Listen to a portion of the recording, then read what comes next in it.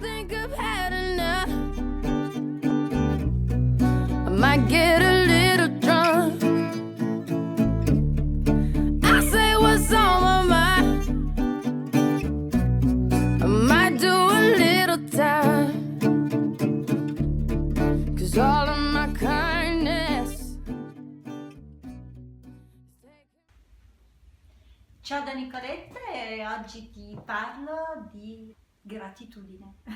In che senso? È una cosa importante. Io spesso proprio con i miei collaboratori li ringrazio, ma li ringrazio proprio col cuore, a cuore aperto per ciò che fanno, per il tempo che dedicano, per il fatto di fare le cose con amore, con passione. Oggi guardavo un video di Steve Jobs che diceva che la differenza tra chi ha risultati e chi non ne ha è quanto ama quello che fa. Perché se tu ami ciò che fai, veramente tutto scivola, perché chi ama è perseverante, perché chi ama le cose che fa ci mette quella passione, quell'energia, quell'intensità che altrimenti lo porterebbe a non continuare a persistere in quello che sta facendo, perché quando non ami, quando ti stanchi, lasci perdere, lasci andare. Invece quando qualcosa conta davvero, tu ci metti l'anima. Ieri eravamo a una scuola con 100 persone, c'era Daniele che era luminoso e poi partiva, andava a Friburgo, faceva quasi 400 km per tornare all'università, eppure lui era lì con luminosità, con intensità, con passione. E quindi siate grati, dite grazie alle persone che vi circondano, dite grazie alle persone che vi supportano e vi sopportano e vi aiutano,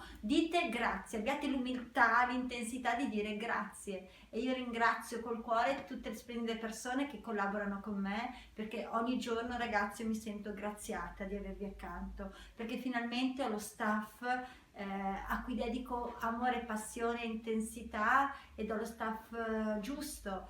Non che in passato non ci sia stato, c'è stato sempre. È che ho imparato anche un'altra cosa, che quando delegavo qualcosa che in realtà era qualcosa che era importante facessi io, le cose non andavano nel modo giusto. Quindi ringraziate e siate comunque sempre presenti, perché ricordalo, un leader c'è quando le persone hanno bisogno di lui, non c'è quando gli conviene. In realtà tante persone ci sono solo quando conviene loro e poi pagano pegno. Grazie, ciao, ciao ciao.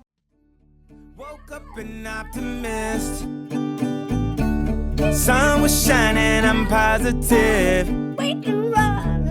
Then I heard you was talking trash.